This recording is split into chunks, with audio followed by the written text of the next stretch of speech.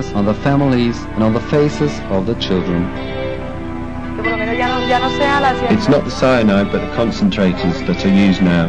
Because you hear, what can I say, poisoning the environment? Yes. The possibility of getting occupational health problems is a risk that all are aware of, but that they run because there's no other option. Cyanide is less dangerous than mercury. Unfortunately, as miners, as peasants that we are, we lack a lot of training, guidance and resources.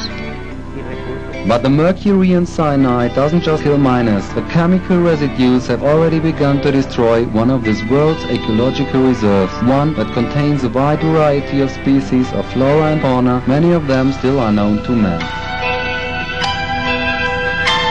10 grams of gold in Mina Vieja costs only $35. To me, this is worth 17,000 pesos a gram.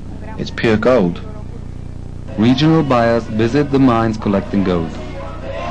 The government stipulates that every transaction must be registered with the district authorities, and it's here where a shady business has been created, which has scarcely begun to be discovered. They say that so much royalty money is going to come here, but in fact nothing comes here, nothing at all.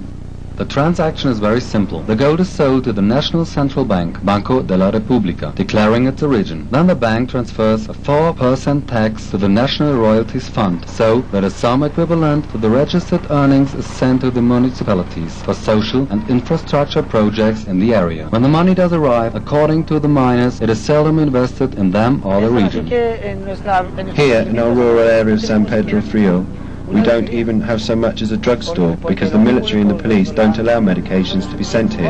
We're totally neglected. As you can see, we're still living in the Dark Ages here. Despite the subhuman conditions in which the San Lucas Serranía mines are worked and the environmental tragedy, the Colombian state has not offered any solution at all.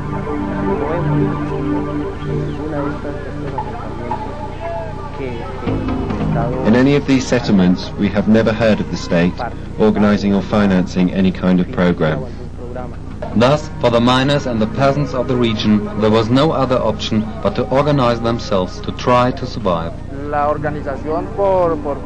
Organizing into groups, for example, like a miners' association, means organizing maybe 20, 30, 40 people, according to what we do. Then we take out legal status. Forever, the miners' organization has been forced by circumstance to assume the responsibilities that in theory correspond to the state. Because really we were already tired of looking for help, and the help that we received, well, unfortunately you could say that it's been more towards the persecution of our leaders and activists, and not towards a positive response to the needs we have in this region.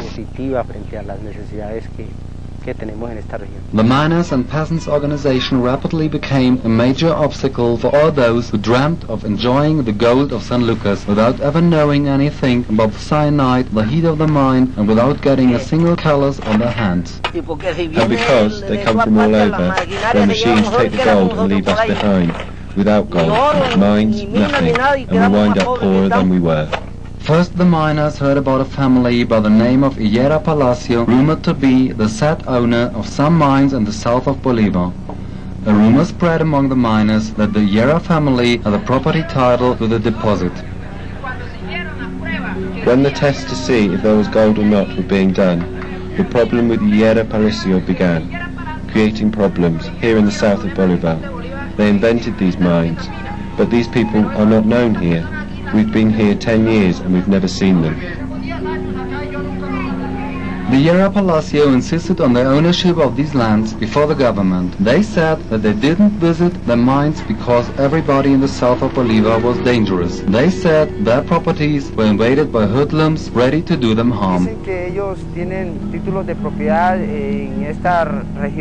say that they have the titles to the property in this mining region, which is something that is being contested. They say they have documents, but they have never touched the soil of the earth that is really ours. Conscious of the justness of their cause and determined to fight to the end to defend the mines, the union forced the government to visit the region. Look, We are here on an official visit to verify a reclamation on private property, reclamation number 26, belonging to the family Hierro Palacio. The evidence was so clear that the government officials could not hide their surprise when they discovered that the Hierro Palacios are unknown in the Sierra, that they never set foot in the zone, and even more, that the mines they claim don't exist anywhere. And have you heard of a mine called Santa Juliana, Doña Juana, Porvenir, Doña Maria, or Oca Pescado? No, sir, I don't know them. I only know the mines that we have named here ourselves. The lawyer representing the Hierro, who is very well known in exclusive political circles associated with mining, began legal actions against the people living around the mines that the Hierro family supposedly own. Together with a lawyer from the multinational company, Corona Goldfileds SA, working here in Colombia, they appeared with some titles and the name of a company that supposedly had the rights to work the mines in San Lucas Serranía. This lawyer, Ms. Aramburu, also turns out to be the representative of Crona Goldfileds, a Canadian multinational corporation that in reality was interested in exploiting the mines of San Lucas Serranía. We, as the dwellers, acquired a right over the mines because we are the children of the indigenous people and the slaves who populated this region. In 1995, the lawyer who was defending the interests of the Hierro, the same one who was representing Corona Goldfileds, constituted a company which she called Minera San Lucas. Coincidentally, this company had an exclusive contract to work the mines allegedly belonging to the Hierro Palacio.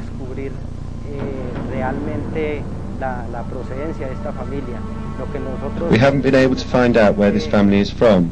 What we know through lawyers who have worked with us is that a multinational company has created a mining company called San Lucas SA, and that its owners or managers were a lawyer by the name of Luis Fernando Aramburu and an American.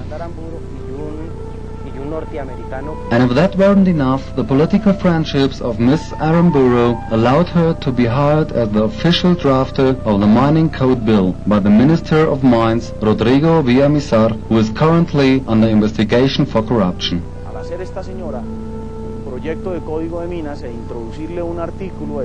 This woman drafted the bill for the Mining Code and introduced Article 29, which proposes taking the mines from the miners of South Bolivar and transferring them to a company that had previously been constituted by her and the Hierro Palacio family, who claimed the ownership of these mines.